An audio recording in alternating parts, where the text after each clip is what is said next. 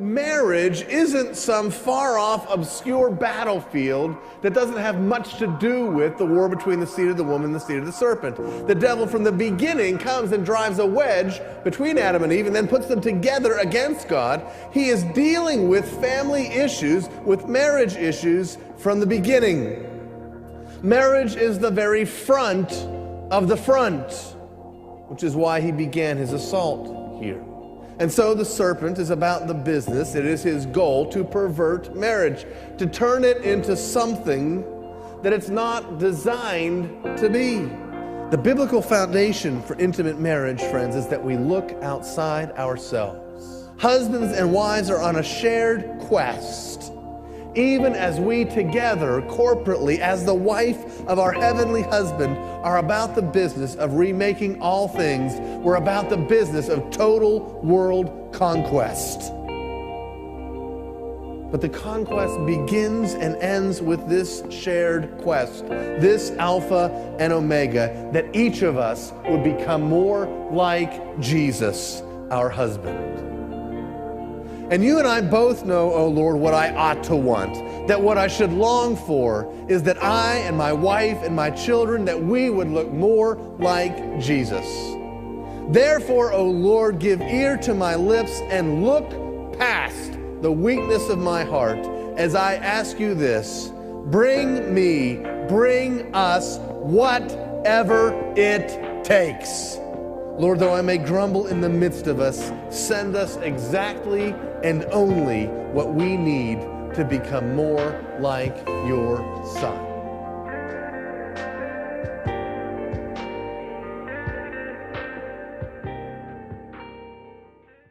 Once again with greetings, we welcome you to this Bible study series on Family Matters, which is led by Reverend Dr. R.C. Sproul Jr. फिर से एक बार हम आप सभी का अभिवादन करते हुए स्वागत करते हैं इस बाइबल अध्ययन परिवार ज़रूरी है की श्रेणी में, जिसमें हमारे नेतृत्व डॉक्टर R.C. स्प्राउल कर रहे हैं। In the last lecture, we learned about the biblical understanding of being single and married, wherein we saw that either one is married or unmarried. In both the circumstances, the ultimate goal of a person is to glorify God through everything he or she does.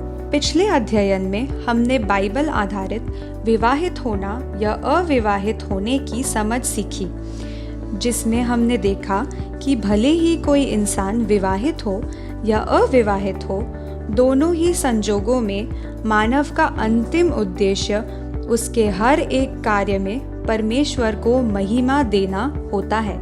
Today, the topic on which we will be dealing is Call to Husbands.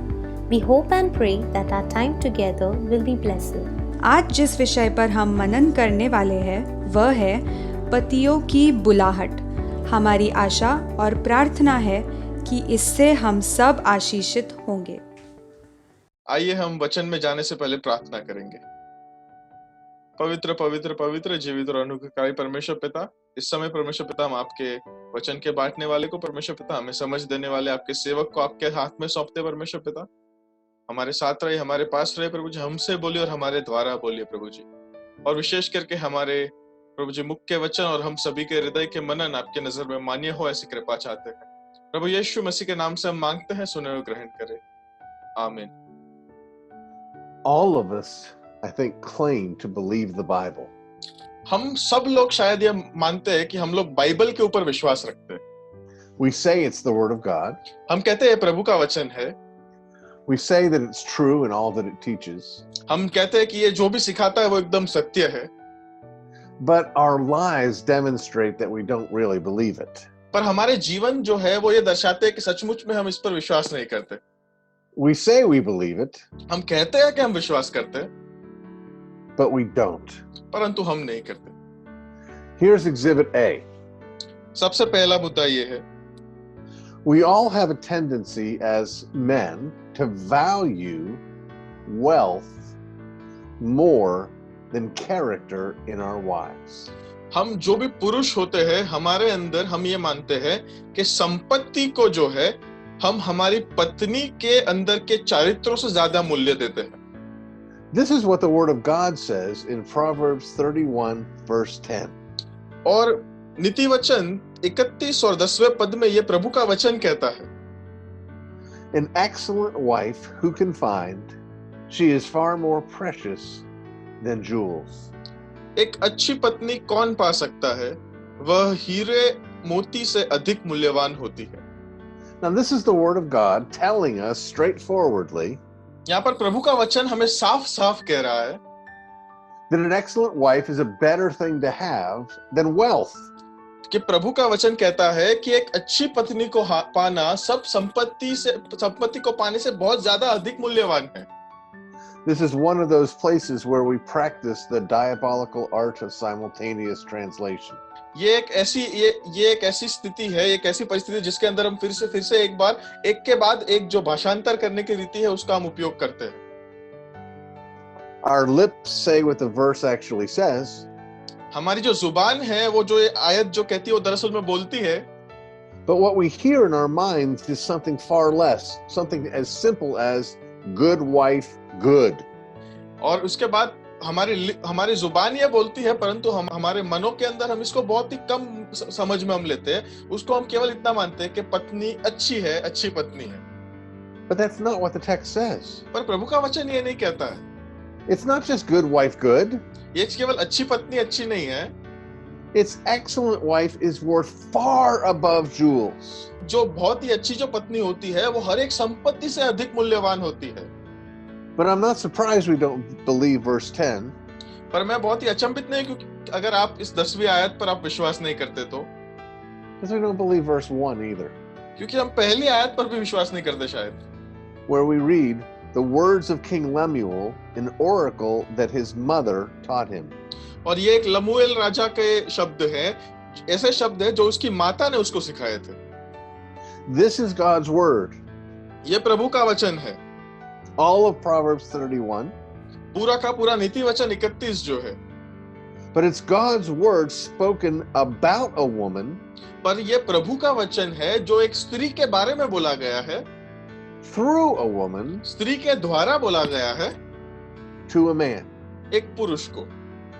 So the Holy Spirit speaks through Lemuel's mother, यहाँ पे पवित्र आत्मा जो है वो लमुएल की माता के द्वारा बात करती है, and Lemuel writes this down. और फिर वहां पर लमुएल जो है वो इस बात को लिखता है।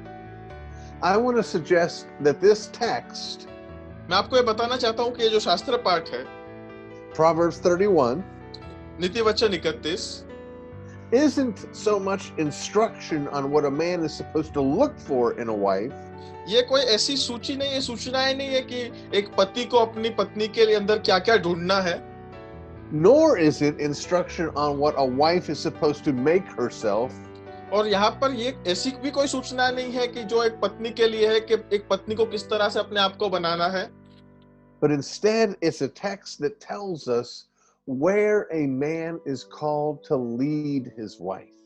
परंतु ये जो शास्त्र पाठ है ये तो इस तरह से हमें सिखाता है कि एक पति को अपनी पत्नी को किस दिशा में उसकी अगुवाई करनी है। And to help us understand that, we need to turn to our principal text. और इसको समझने के लिए हमें हमारे मूल शास्त्र पाठ की तरफ जाना होगा। In Ephesians chapter 5, beginning in verse 25. और इफिसियों की पत्री उसका 5वें अध्याय का 25वें पद से आगे We read this line. Husbands, love your wives as Christ loved the church. पतियों अपनी पत्नी से उसी तरह प्रेम करो जिस तरह मसीह ने कलीसिया से प्रेम किया। What we have here from Paul is a practical application यहाँ पे जो पाउल है हमें एक बहुत ही व्यवहारु शिक्षण देना चाहता है, of a poetic reality. एक काव्यात्मक रचना की हमें एक बहुत ही व्यवहारु शिक्षण देना चाहता है पाउल।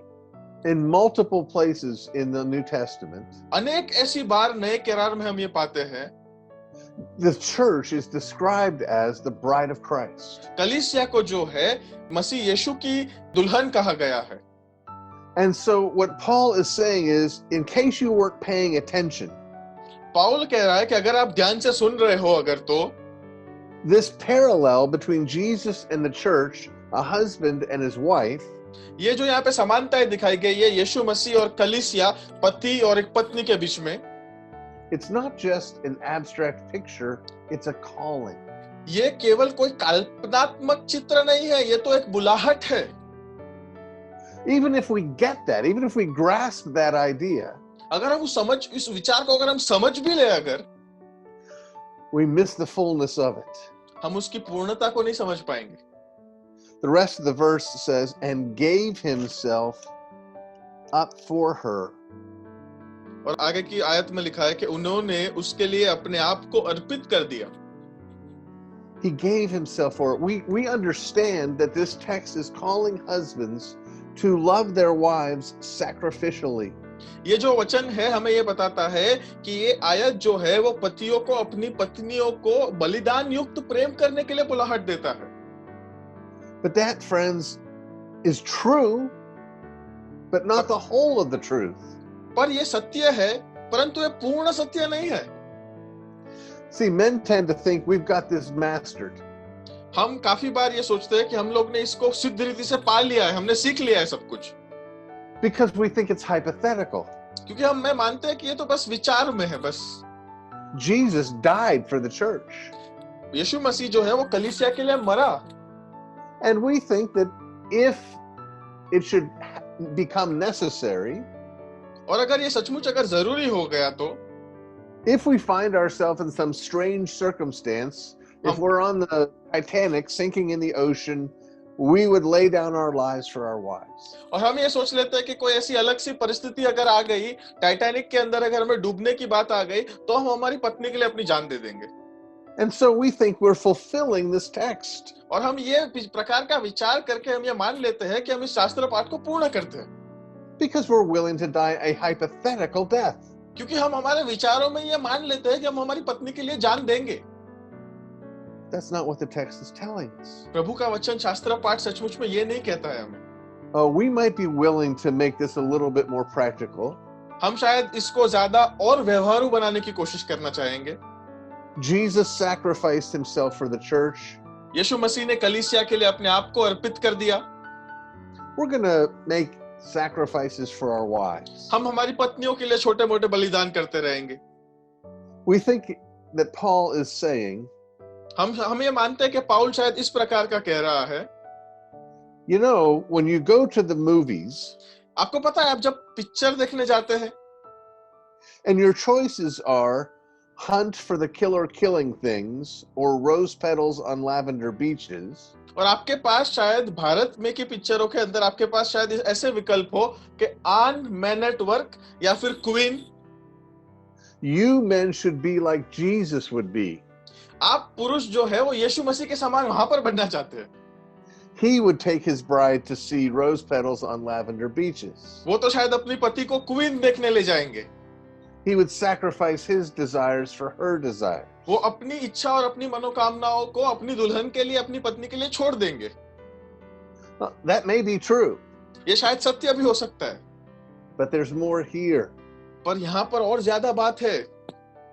Paul goes on to say पाउल यहाँ पर हमें आगे ये भी शिक्षण देता है that he might sanctify her. कि जिससे वह उसे वचन और जल के स्नान द्वारा शुद्ध कर पवित्र करे, Having cleansed her by the washing of water with the word. और वचन तथा जल के स्नान के द्वारा उसे शुद्ध करे, So that he might present the church to himself in splendor. क्योंकि वह एक ऐसी कलीसिया अपने सामने उपस्थित करना चाहते हैं जो महिमामय हो, Without spot or wrinkle or any such thing, जिसमें न दाग हो, न झुर्री हो, न कोई दोष, that she might be holy and without blemish. वरन जो पवित्र और निष्कलंक हो। Friends, Jesus loves the church.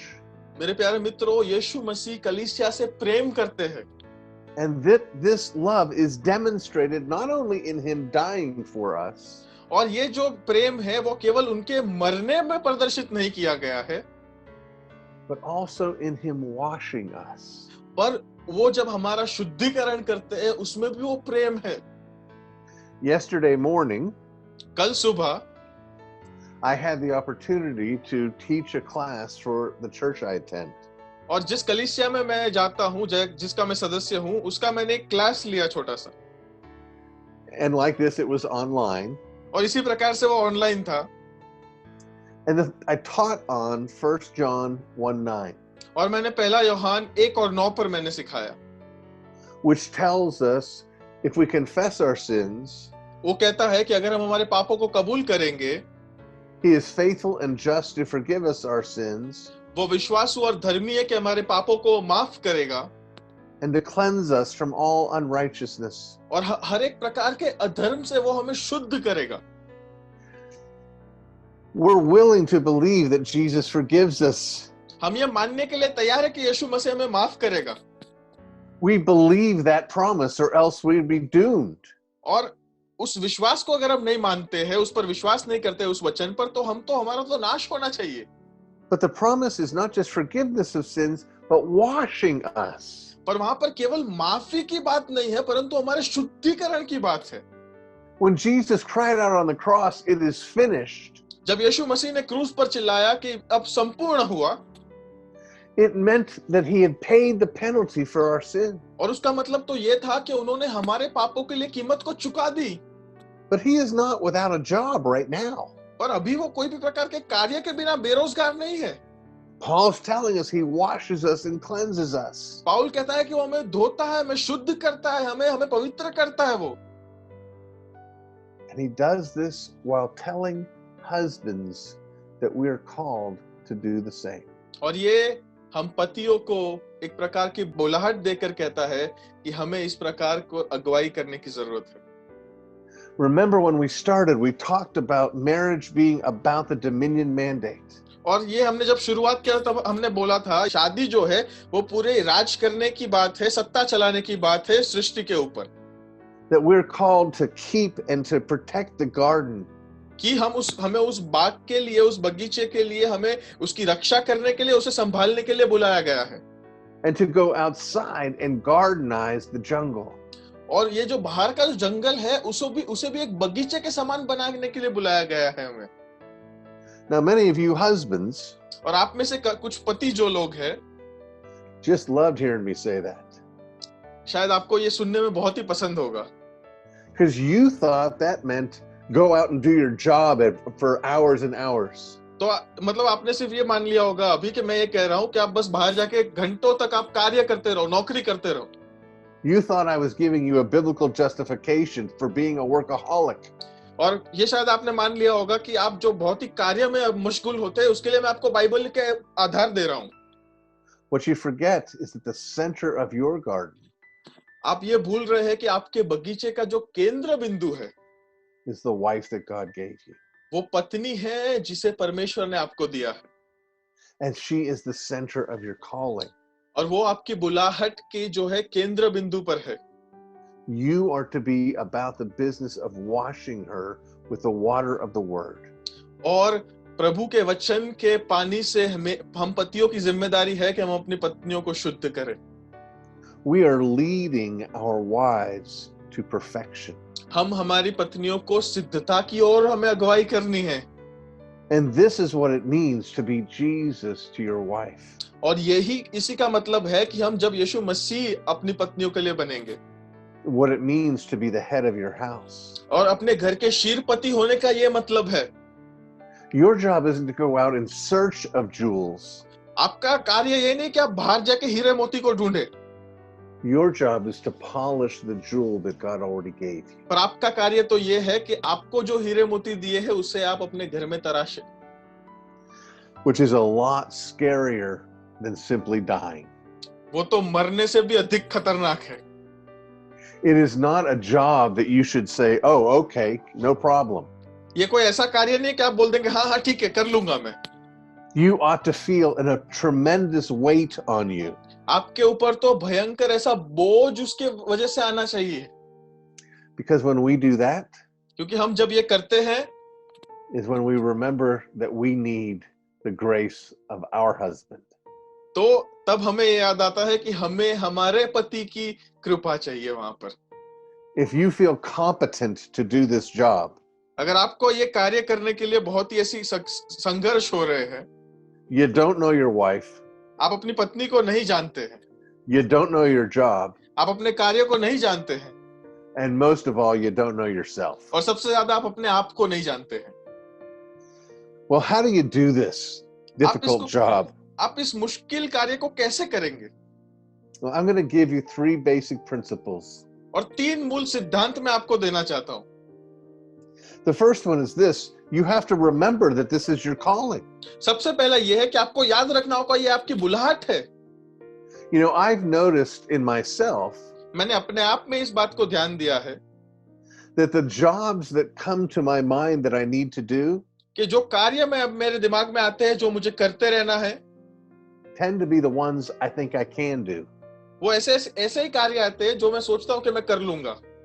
The ones I'm afraid of, जिन कार्यों से मुझे डर लगता है, they get put at the bottom of the list. और वो उस सूची के आखिर में होते हैं। But God says this is the top of the list. परंतु परमेश्वर कहते हैं कि ये जो कार्य है वो तो सबसे सूची में सबसे ऊपर है। And deciding you can't do it or forgetting that you should do it और ये आपको निर्णय लेना है कि आपको करना है, इसको आपको भूलना नहीं है। doesn't mean you're not doing it. It means you're doing it badly. इसका मतलब ये नहीं कि आप ये नहीं करते, परंतु इसका मतलब ये है कि आप इसको गंदी रीति से करते हैं। This is your dominion mandate. ये आपका सत्ता चलाने का, संभालने की पूरी जिम्मेदारी है आप पर। Your wife is the garden that you're called to dress and to till. आपकी पत्नी वो बगीचा है जिसको आपको तराशना है, जिसको आपको संभालना है, उसकी देखभाल करनी है।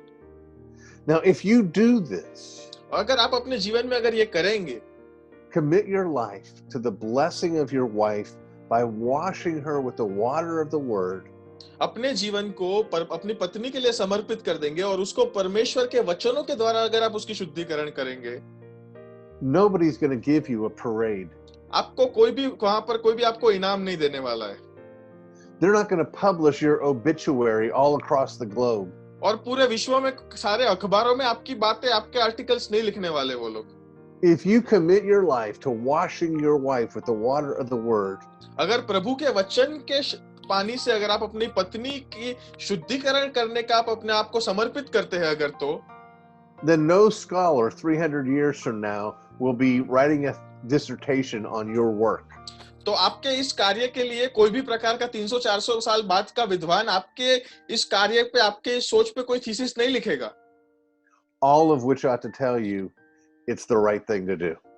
मैं आपको बस इतना कहना चाहता हूं कि यही सही है कि आप करें।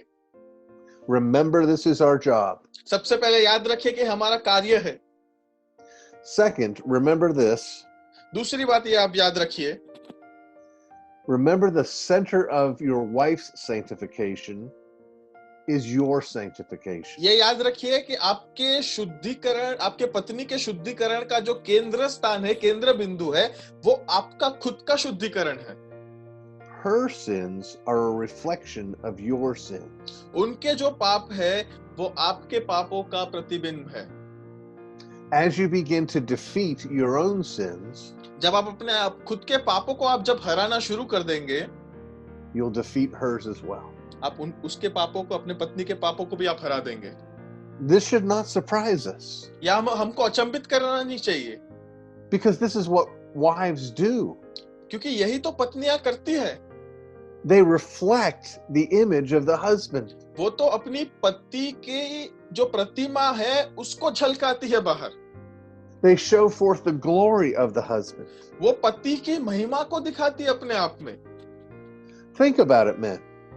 अब एक बार सोचिए हर एक पुरुष, Isn't it true that you're never more proud ये सही नहीं है कि आपको इससे ज्यादा आनंद और इससे ज्यादा घमंड कभी नहीं होगा than when someone speaks well of your wife? जब आपके पत्नी से कोई अच्छे से बात करेगा। I know that's the case for me.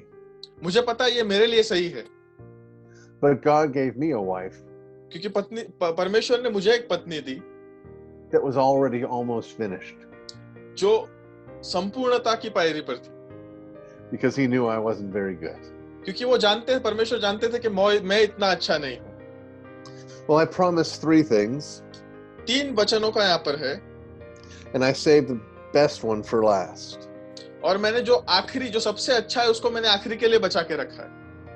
The single most important thing you can do for your own sanctification एकमात्र सबसे श्रेष्ठ चीज जो आप अपने खुद के शुद्धिकरण के लिए कर सकते हैं वो ये है कि and the sanctification of your wife. और अपनी पत्नी के शुद्धिकरण के लिए कर सकते हैं.